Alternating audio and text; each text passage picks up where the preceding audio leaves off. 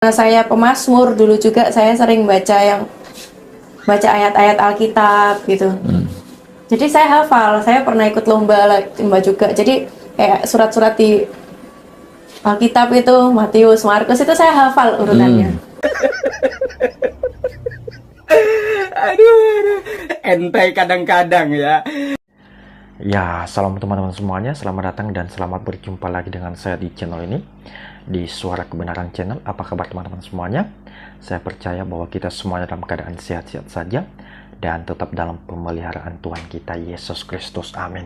Nah, teman-teman semuanya, pada bagian ini mari kita sama-sama memberikan tanggapan kita atau meluruskan si mualaf yang satu ini. Sebenarnya teman-teman, saya sudah capek untuk mengcounter orang-orang ini atau meluruskan pemahaman-pemahaman orang ini, tetapi mau tidak mau terpaksa saya harus meluruskan pandangan-pandangan orang ini, karena kalau tidak diluruskan itu bisa menyesatkan semua orang ya. Nah teman-teman semuanya, sebelum kita lanjut, marilah kita lihat cuplikan video yang berikut ini.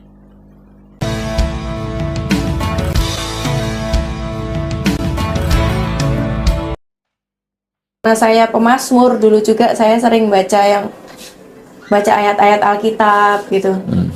Jadi saya hafal, saya pernah ikut lomba juga. Jadi kayak surat-surat di Alkitab itu Matius, Markus itu saya hafal urutannya. Nah, semakin saya pelajarin, saya baca Alkitab itu kok hati saya tuh teringat sama mimpi itu loh. Kan kok kita tuh harus ke jalan yang lurus. Harus ke jalan yang lurus. Saya ingat sama mimpi itu.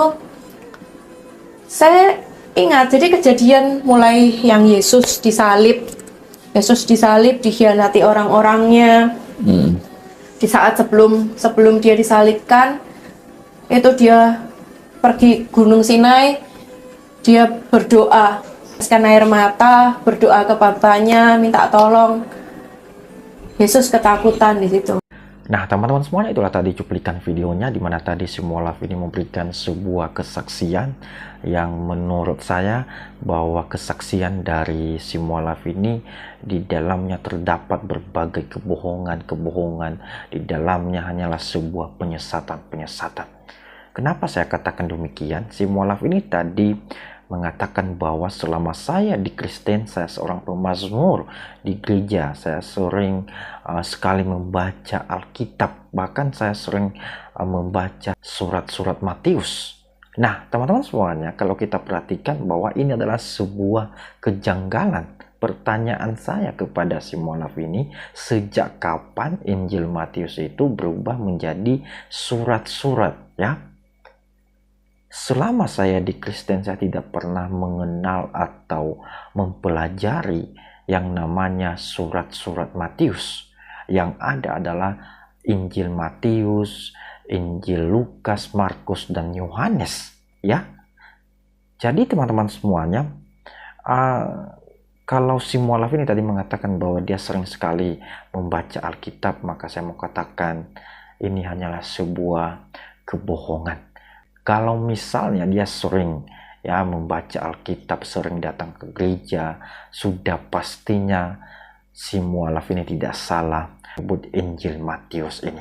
Nah kejanggalan yang kedua teman-teman, dia mengatakan bahwa sebelum Yesus ditangkap, maka Yesus pergi yang terakhir kalinya untuk berdoa ke Gunung Sinai. Nah teman-teman semuanya, ini adalah sebuah penyesatan dan kebohongan. Kenapa saya katakan demikian? Karena Yesus pada saat itu tidak pernah berdoa di Gunung Sinai. Mulai dari dari Injil Matius sampai kepada kitab Wahyu, itu tidak pernah ditulis bahwa Yesus pernah berdoa di Gunung Sinai ya.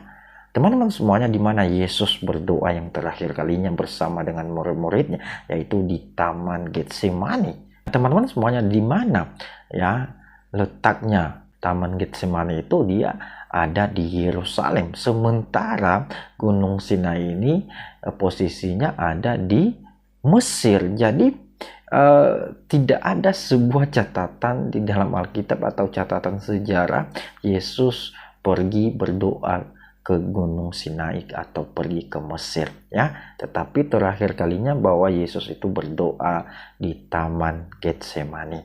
Jadi inilah kebohongan-kebohongan yang dilakukan oleh para mualaf ini. Saya lihat bahwa mualaf ini tidak jauh beda dengan Ustadz Kainama yang mengaku-ngaku bahwa dia pernah sekolah ya di Haifa, Israel, tetapi ternyata itu omongan itu tidak bisa dipertanggungjawabkan. Nah, teman-teman semuanya, kita berharap kepada para mualaf-mualaf ini dan kepada saudara-saudara saya juga Muslim untuk memberikan sebuah seleksi kepada orang-orang ini agar mereka tidak menyesatkan semua orang, agar mereka tidak membuat sebuah kesaksian-kesaksian yang merugikan ya agama Islam sendiri ya, karena apa yang mereka sampaikan itu tidak sesuai dengan fakta yang sebenarnya. Nah, teman-teman semuanya, kiranya video ini bisa memberkati kita semuanya. Terima kasih dan Tuhan Yesus memberkati kita. Amin.